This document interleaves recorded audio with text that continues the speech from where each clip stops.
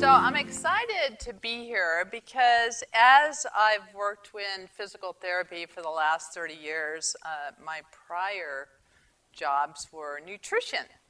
And everything I've learned about nutrition when I went to UC Davis a long time ago really has changed so dramatically. And I got so frustrated working in nutrition because it seemed like nobody was changing, everyone was getting heavier, people were getting sicker, no one liked their nutritionist. So I decided I'm going to be a physical therapist because exercise, everybody likes it, it helps everybody, and it was just so much easier.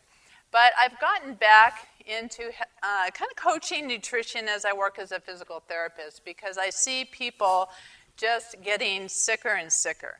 So I have a degree in physical therapy and nutrition scientist, and I'm integrating the two. And I'm hoping to help you become healthier and just improving maybe what you decide to eat. And I want to share what I've learned as a PT and a nutritionist working with hundreds of patients. So biochemistry, our reactions in our body, really can predict behavior, what we decide and choose to eat. And I'm going to talk about metabolic syndrome because almost everyone who comes to see me in physical therapy has metabolic syndrome. We'll talk about what that is. And I really want to talk about 3 hormones and how they determine our behavior and our food choices and changes you can make to influence those hormones. Hormones regulate our appetite and diet success. How many people have tried a diet and have failed? Well, if you look at the research, almost everybody starts out strong and they rely on willpower and it just doesn't work. Processed foods are addictive and toxic. That's a strong statement to make, but the research is out because of all the brain MRI and functional imaging that it's true. Snacking is not healthy. This is something we've been told, and we give our kids snacks all the time. Stress management is important, not just to reduce heart attacks, but because if you're stressed, that could be a major factor in weight gain.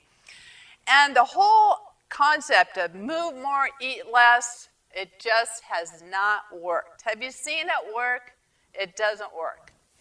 And a whole food diet is important, and cooking is important. People don't cook anymore.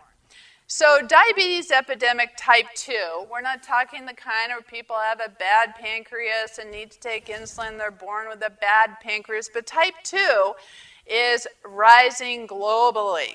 All right, 52% of the population has diabetes or prediabetes. That's over half of us. That's a lot, and it keeps raising. It's a problem. 13% of the population are diabetic, 45 are pre-diabetic, 120 million of us, okay? It's growing at 4% per year. That's faster than obesity. Well, diabetes is a horrible thing to get. It develops over decades of really poor dietary food choices. And diabetes and obesity are part of the metabolic syndrome. And what is driving this? Insulin. And insulin resistance is driving these syndromes. It adversely affects every organ in the body. People don't feel their feet, they don't see well, they're at risk of heart attacks and strokes, and it costs $250 billion a year. I saw an ad recently where a young man had to get off his parents' insurance. He was diabetic, he couldn't afford insulin, he didn't know what else to do, and he ended up passing away.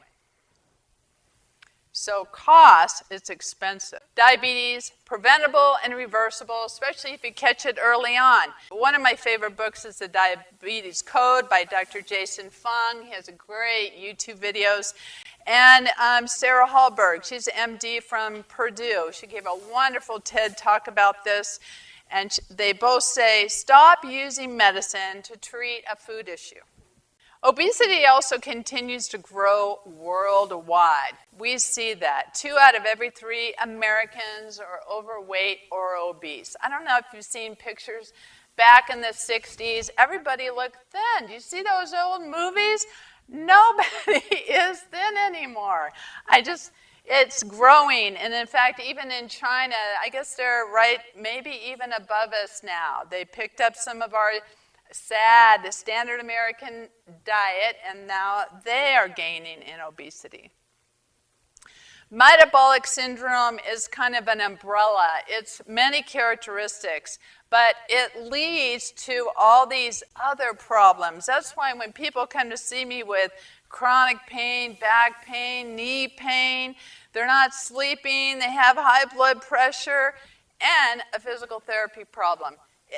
I can't just treat a knee. You have to look at the whole person, and this is why I'm here today. Metabolic syndrome has to do a group of characteristics. Everyone comes in with insulin-resistant syndrome. Many are obese, many have high blood pressure, many have high triglycerides and elevated blood sugars. So there's no medical cure. There's no cure, there's no drug, there's no shot that's going to cure you. It's a long-term treatment, and it progressively gets worse. So that's how it's being treated today, and it's very expensive. It's also a problem with normal weight individuals. TOFI, not tofu, means thin on the outside, fat on the inside. So if you have a wide abdominal area, women or men, their waist circumference is often bigger than the hips. This is a sign of metabolic resistance, insulin resistance, and metabolic syndrome. So 16 to 25% of normal weight adults are also insulin resistant. 3 hormones exert the influence on metabolic syndrome, obesity, weight gain. We're going to look at those. Insulin, leptin, and cortisol. Insulin. Insulin and insulin resistance is what we're talking about. Develops over decades. You may have decades of this resistance prior to getting diabetes. Insulin resistance is the persistent secretions of insulin to keep our blood sugar levels normal, and cell resistance develops. If you have insulin being secreted on a regular basis, your cells are going to say, whoa, that's enough. That's too much insulin. And insulin allows the sugar into the cell. But if it's always being released, your body becomes resistant to it. So you might have plenty of insulin, your body's not responding to it. Insulin makes us hungry and fat. If I were to give you all injections of insulin, you're going to get fatter. It's not just about calories. Food is more likely to be stored as fat. Insulin is our fat storage hormone. Baseline insulins are higher than ever before seen in history. Oh, here we go. So we know that insulin causes obesity. It controls our storage or mobilization. Release of fatty acids occurs. Fat from our cells is released. Heaven forbid we get rid of fat when insulin drops. So if you want to get rid of your fat cells, you have to lower your insulin. Hence, what we're going to talk about. This will answer your question. So it's the persistently high. It's also responsible for heart attacks. So let's look at carbohydrate, fat, protein. How is insulin affected by those? Those are our macronutrients. Refined carbohydrates, and I mean refined carbohydrates, have the biggest effect on insulin. Cycle. You eat bad carbs, your glucose goes up, insulin goes up, you get fat storage. Well, what do people do all day? They're snacking on carbs. What is a snack? You tell me a snack out there that isn't refined sugar, flour, carbohydrate. You go in the store, it's on the exit aisle. We dump sugar into our coffee. We have these high insulin levels in response to these bad carbohydrates. We've been told that it's just some empty calories. Eat that, but you'll eat a good meal too. It's okay. Our body is poor at adapting to the constant smorgasbord, I love that word, of heavily processed and refined calories. Refined foods, high in carbohydrate, the fiber is removed. Think of pretzels, crackers, all these refined snacks.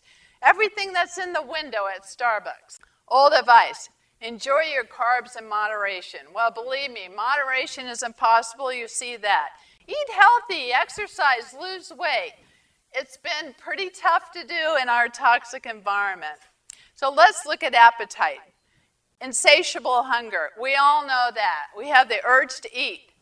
Unfortunately, this type of hunger is accompanied with the urge to eat and then be sedentary, right? In front of the TV, in your car, at your desk. People eat everywhere nowadays.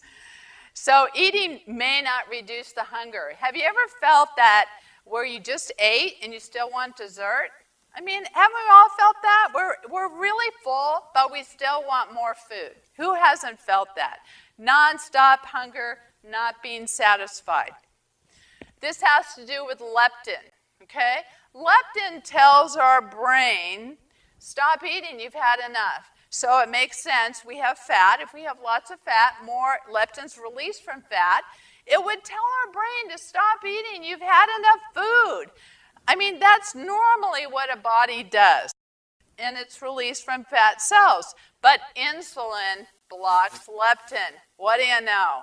So no matter, you can have this wonderful message coming down, but when we're eating this junk processed food out there that's pushed on us all the time, then insulin blocks that. Your brain thinks you're starving. Appetite becomes insatiable. High insulin levels. Every bite of food is either burned or stored. High insulin equals more storage. Fat cells increase, leptin is released. Leptin is blocked by high insulin, and insatiable hunger occurs.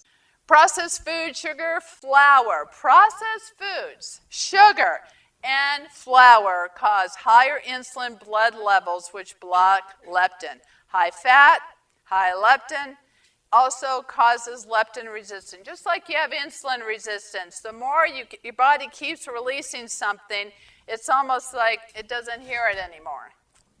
This only occurs with all this processed food. We did not evolve on this food. This fruit is the experiment. People say, Shannon, you're so extreme. No, getting diabetes is extreme. Becoming big is extreme. Losing your vision and having limbs amputated is extreme. So the other thing that's related to obesity and weight gain is cortisol. If I was to give you all prednisone, you would all gain weight. That's a synthetic cortisol. Cortisol is released in chronic stress. The bills, the work, the stress that we have in today's environment.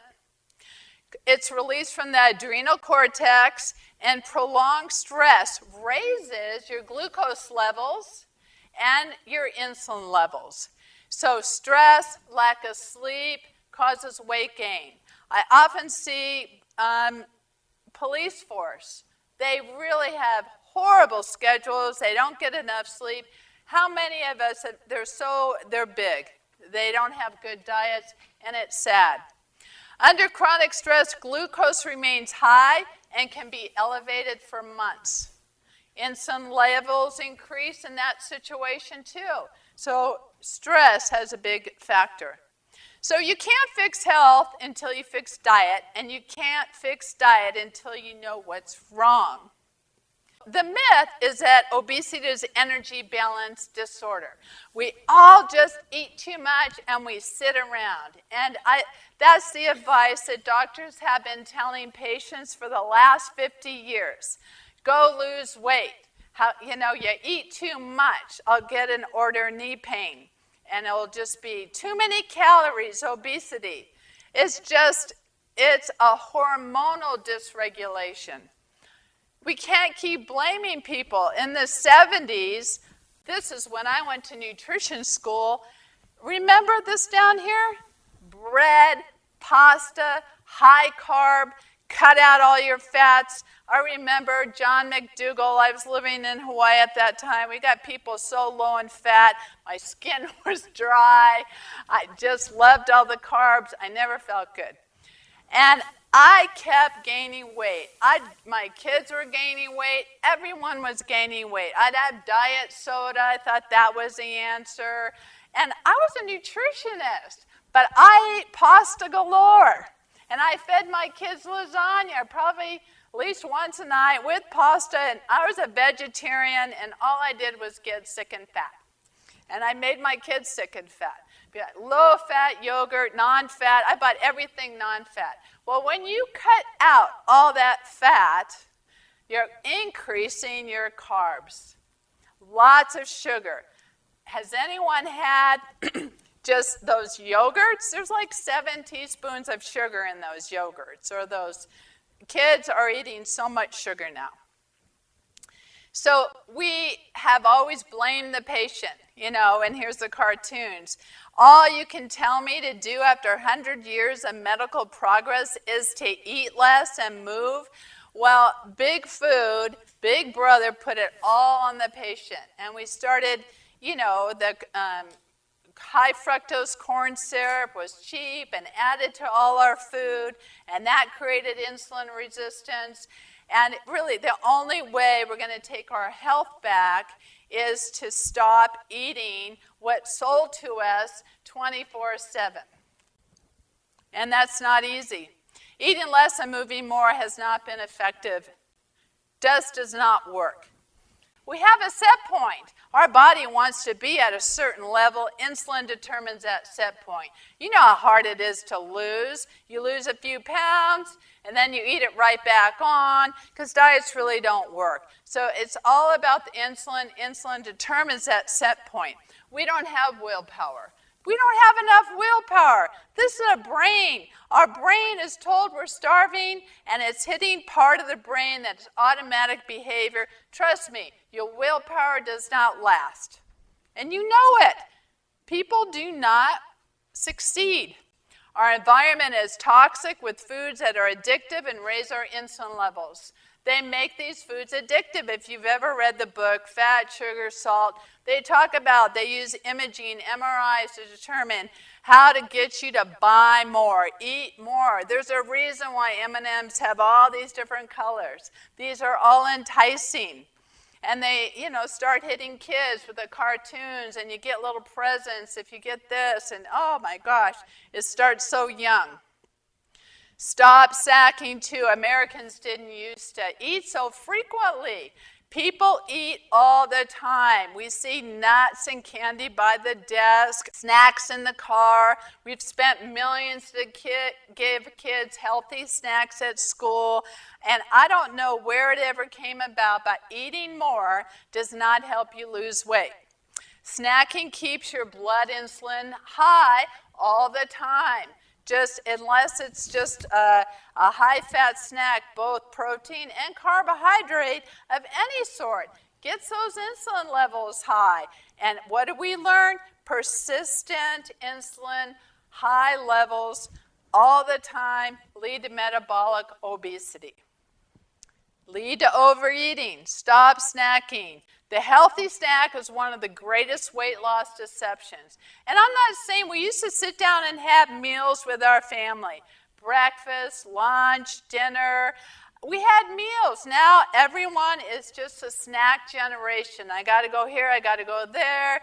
And I'm doing these talks because I spend too much time on my cell phone. I want to talk to people. It's the same way as snacking. We've lost connection and communication.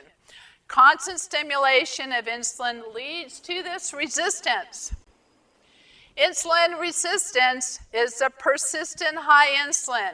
So, what's a fast? I'm not telling people to stop eating and to fast, but if you have dinner about 6 or finish around 7 or 8 and don't eat again until breakfast time or a little later, that's a fasting period.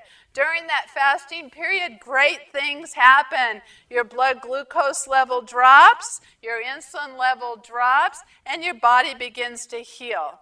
Dr. Fung has done a whole process about people who are really resistant, and they've been resistant for years. He'll put them on an intermittent fasting program to get those insulin levels down. Because when they've been up persistently for years and years and years, you become resistant. And he's having great success. I'd like to look at what's out there. Who's winning out there? But now we spend most of the time in a fed state. So eat when hungry. This cue will work once we're off the processed food. We won't have that constant stimulation and leptin stopping. Carbohydrates are not created equal. This is what the sugar industry wants you to think. Refined grains and added sugars stimulate insulin to the greatest degree than virtually any other food. And most bread today, you can read it, even the whole grain types have sugar in them. Western diets are high in refined grains and sugars, and we eat them all day long. And you can see it. And it's just watch. You're not seeing somebody just eating healthy foods. I've never seen anyone be fat on a whole food diet.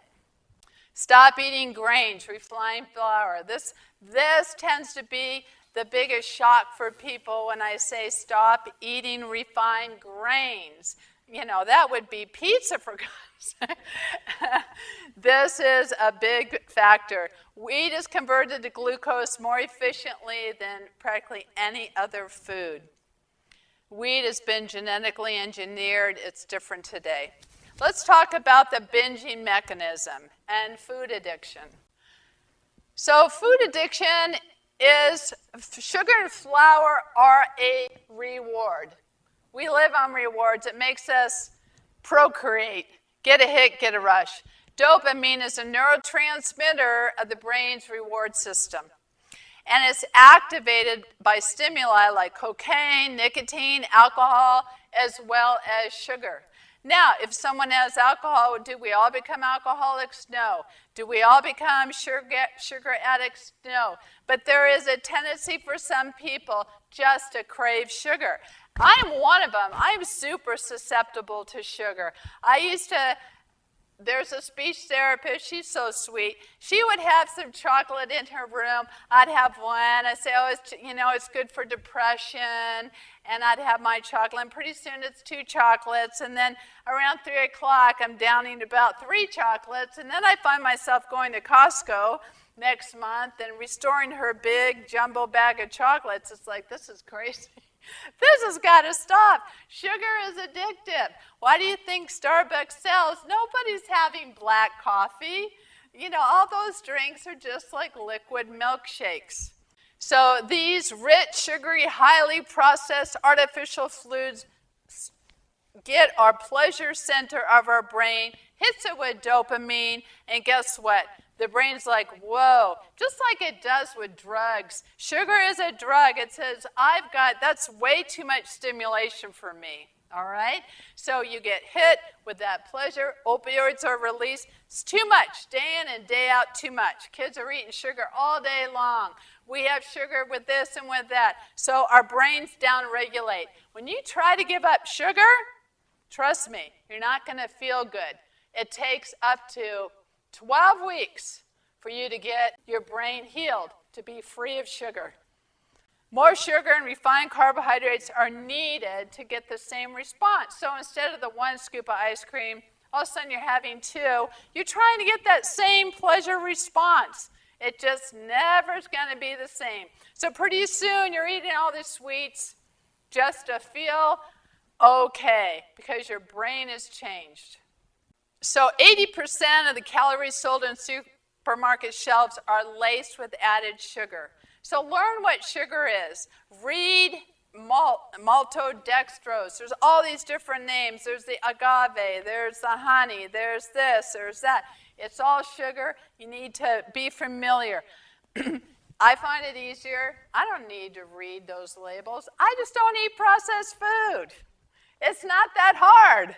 Food addiction looks like any other addiction. Tolerance builds. You get withdrawal from, maybe there's a reason why depression is checked on almost everybody's health history.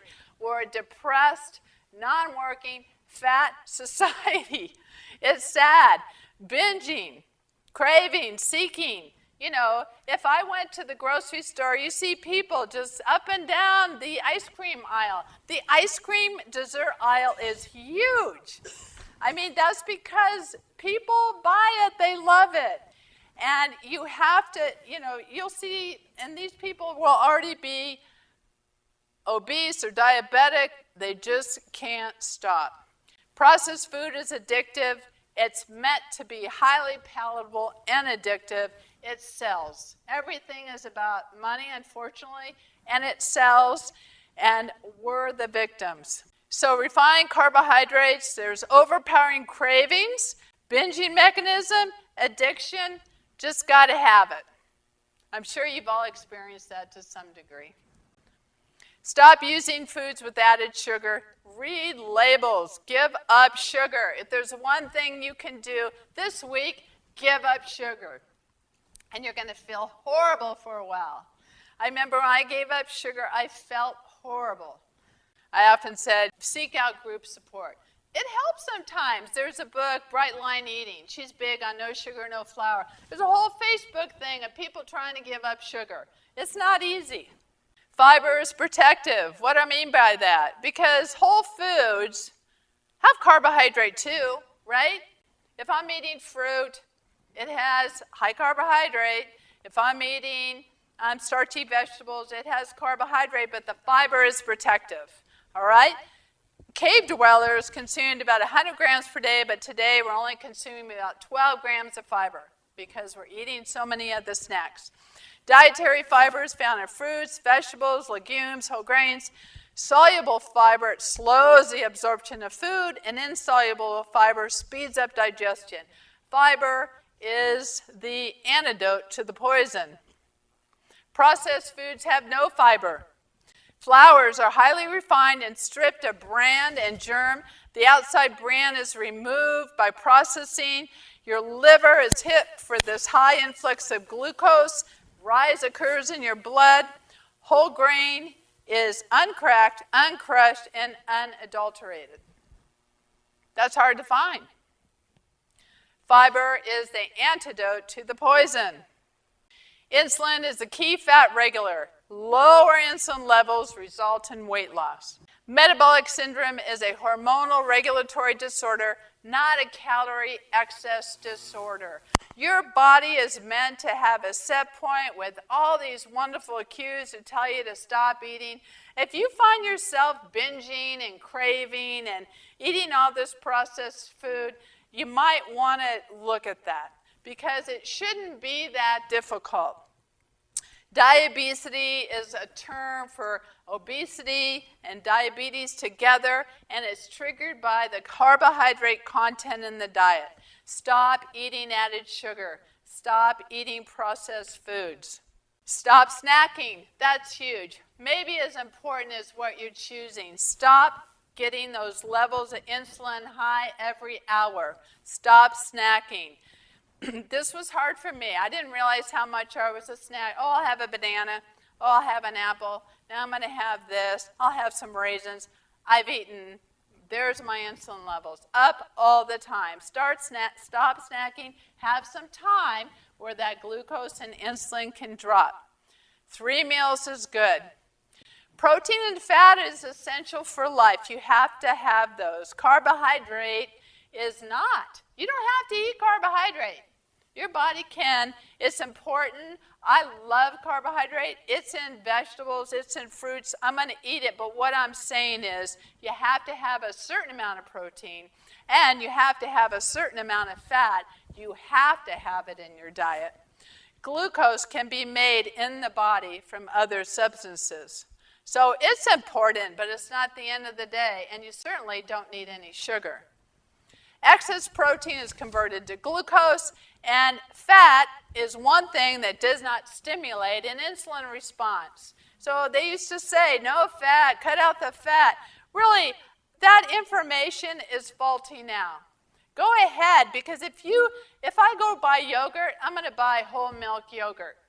I put some cream in my coffee. Forget it, I'm not adding sugar, and I have that fat because I'm not eating bread or sugar. I feel great. I lost 30 pounds just doing that. I cut out sugar and flour. I'm a nutritionist. I ran marathons. I bicycled. I exercised. I was still getting fat. My kids were getting fat. It drove me crazy. I didn't want to be a fat nutritionist or a fat physical therapist. So I read the book Bright Line Eating. I studied Dr. Fung. I look at the I said, oh my God, it's the sugar. I gave up sugar. I love sugar. Who doesn't love sugar? It's so good. It's everywhere. It's everywhere. And so when I started reading the labels and giving up bread, so guess what? I'm eating lots of vegetables. I eat all my starchy vegetables too. I have my protein, whether it's veggie protein or chicken.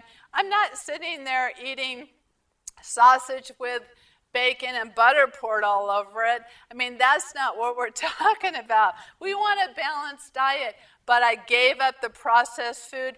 Everything fell into place. Now, somebody else who's, has diabetes and is severely insulin resistant may need to look at that fasting, or they may need to cut carbs even lower. I don't know. I do know one thing. All of you will be so much healthier if you give up sugar, and I mean completely. The only thing that would get me, I don't know, my niece is going to get married in March. Maybe I'll, have to have something there.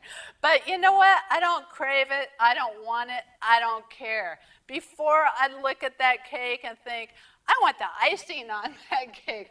I love sugar. That's me. Not everyone's like that. But a lot of people, it's either the bread or the sugar. It's one or the other. And people think you're weird when you stop eating that stuff. Really, I mean, we're about to have Halloween. I'm sure I'm a killjoy, right? It's hard.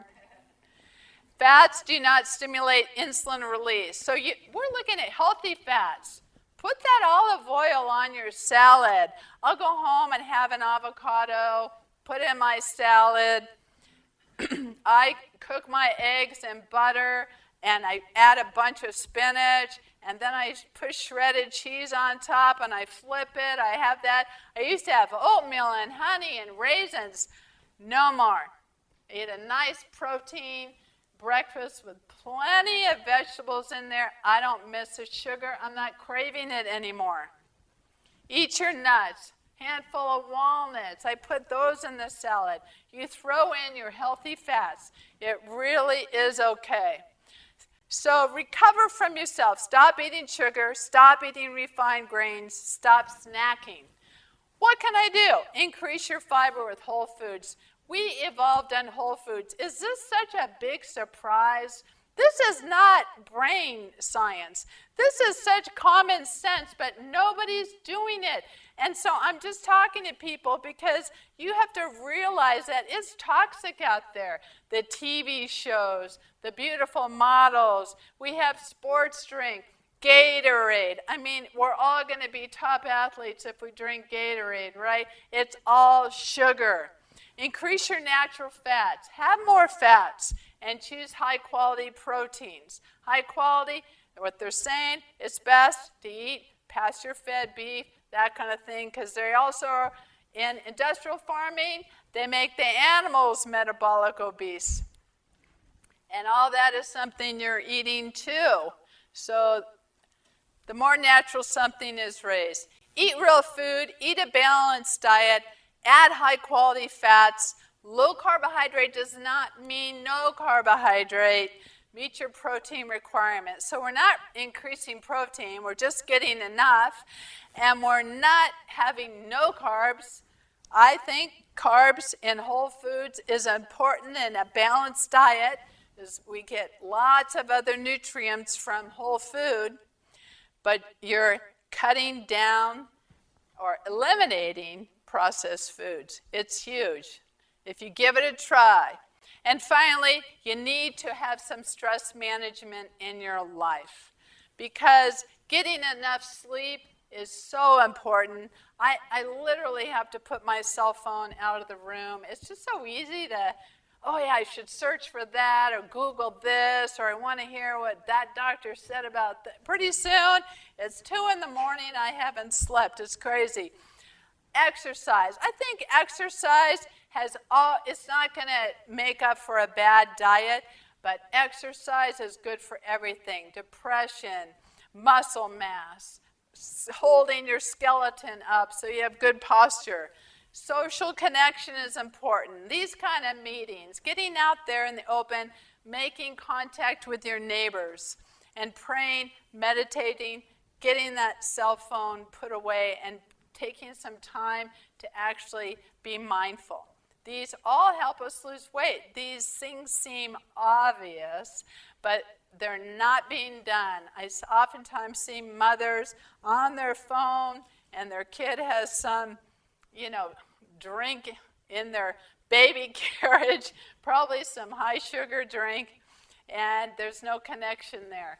And so I'm just wanting to give out this information because it seems basic, but hopefully you hear it in a different way. Hopefully you're hearing that it's really not your fault that you're addicted, that these foods are meant to sell. Everything, there's a 45% markup on these food. It's a huge profit margin. And I like to travel, and I go to a lot developing countries that when Coca-Cola moves in, they take people's water. All of a sudden, these people are getting very sick. They get diabetes and fat and sick. And you go to the villages, and they're eating their diet, which is usually some sort of chicken that's running around, and they have their rice, and they have their high vegetable diet, which has suited them, and they're thin, and they're healthy. And when you go into the cities of these developing countries, because soda has dropped off in our country, they're pushing it over there, and people are becoming sicker and sicker. And it's just so sad to see. So I hope you learned something tonight, and I'd be glad to take any questions. What's your opinion on the ketogenic diet? The really high fat protein. Yeah. Well, I think too much protein can be a little toxic to your kidneys metabolizing, but I know that I find it fascinating that cutting carbs down for some people, like when people eat whole foods and they're still resistant and they see no change, I think there is something to that, because I've read both Dr. Fung, he's a nephrologist who deals with diabetes and kidney disorders. He has a big clinic in Toronto. He's been treating people. I think everyone's individual. So I'm not a dietitian, but I think with your doctor's help, if you had problems losing weight, or you have high blood glucose and insulin levels, and it's just, why give more carbohydrates to a broken system? It kind of makes sense to give some of that a try, but just eating high protein and high fat is not very balanced. So if I was going to cut out first, I might say, I'm going to cut out the sweetest thing, fruits, right? So, and potatoes have been shown to really raise blood glucose. So let's just use lots of greens, my normal amount of protein, and reduce my starches, maybe not rice, or I'll cut out fruit, and I'll just limit those starches and see how that does. You might just start dropping the weight. Somebody else might have to be more extreme and have more fat. I think it's an experiment. I don't think we're all the same. People say, oh, I have to preach a vegetarian diet. No, I have to preach this kind of diet. No, I think you know the basics. Insulin drives us. Insulin resistance is a problem. So some people have benefited from a higher fat diet and protein in different percentages. What exactly are those percentages? Probably depends on how you're responding to the diet. Yes? What's the average amount of protein your food should intake? There's an RDA. It turns out to be something between 50 and 100 grams, but that might be and 2 eggs in the morning, maybe 3 for men in the afternoon, might be a portion of chicken, or a vegetarian might be eating some beans or something like that. And then night again, 3 to 6 ounces, not a big steak, right? Covered in bacon. I don't know. That's taking it. What? Yeah, so there's an RDA. You could, like, I have an app, you can plug in your foods for the day. There's a dietary, too much protein. Well, when we have too much, it's broken down. Your kidneys have to get rid of the nitrogen, and it can be used for fuel, but that is taxing. So we have a requirement to build our muscles. Maybe bodybuilders need a little bit more, or maybe growing children need a little bit more, but that doesn't mean every diet anytime you have one food group that's covering your plate, it's not good. Whether it's all pasta or all greens, I'm a vegan and all I eat is lettuce, whatever. Any fruitarian, you name it, it's all been. But I think, the emphasis has to be on vegetables, adequate protein, 3 to 6 ounces, and some starchy carbohydrate that's a whole food. And if you want those apps, you plug it in. You can look at your RDA. Just Google up what's my recommended dietary allowance. Is based on whether you're a male, female, and your body weight. Is it true that sugar substitutes will spike your insulin? Yeah, it is. In fact, they found that sugar substitutes spike insulin more than sugar itself. Who would have guessed, right? I drank a lot of Diet Coke. Remember Tab and Fresca, and I'm surprised I'm here today. Any other questions? Eating style that you, or like cookbooks, type of Yeah. that you go by, or that Well, there's a lot of cooking information out there now. I have a niece actually who has a Sprouted Kitchen blog, and she has a cooking club where she'll give 3 recipes a week and teach you how to make it, and you can learn that way. For me, I am down and dirty. I've kind of, as you evolve with giving up sugar and processed foods, you kind of like simpler foods. I love Howard Hospital because I go there. They have this great salad bar. They have all these sprouts and all this stuff just sitting there. I didn't make any of it, right? And then they always have a homemade soup. It's high in protein, all carbohydrate, whole food carbohydrate, veggie protein. If you want chicken to throw in your salad or you want eggs, there they are. So all that's there, right? I love it. I don't have to think. I don't have to cook. I don't have to do anything. I love it because we kind of eat what's around, right? So the other thing so I eat there every lunch without fail. And I do my 2 egg with a ton of spinach and cheese on top. I do that every morning because that's automatic, and I have to get up at 5. Or I might skip breakfast if I'm not hungry. I say, am I hungry? I'm always hungry, so I'll have breakfast. But if you wake up, I don't want to eat breakfast. You don't have to eat breakfast. No one died not eating breakfast. That would increase your fasting time. Some people do better not eating a little breakfast, waiting until lunch, but not binging on sugar. And then at nighttime, I have this thing called an Instapot. It's one of these pressure cookers that cook things really fast because I'm not a good planner. So I might throw in some peas and sweet potato and, whatever's in season, make a vegetable soup. I might have some chicken or tempeh or what have you. I don't like tofu. It looks pretty processed to me. It's white. I just don't like tofu. So I eat a lot of vegetarian meals, but I don't think you have to be a vegetarian. It's just what I favor. And then meat's expensive. My rugby playing boys come home. They work on ships now. There is no way my sons would ever be vegetarians. So I try to buy them their pasture-fed beef or chicken that's antibiotic free. It's so expensive. I don't know how people afford eating that good stuff.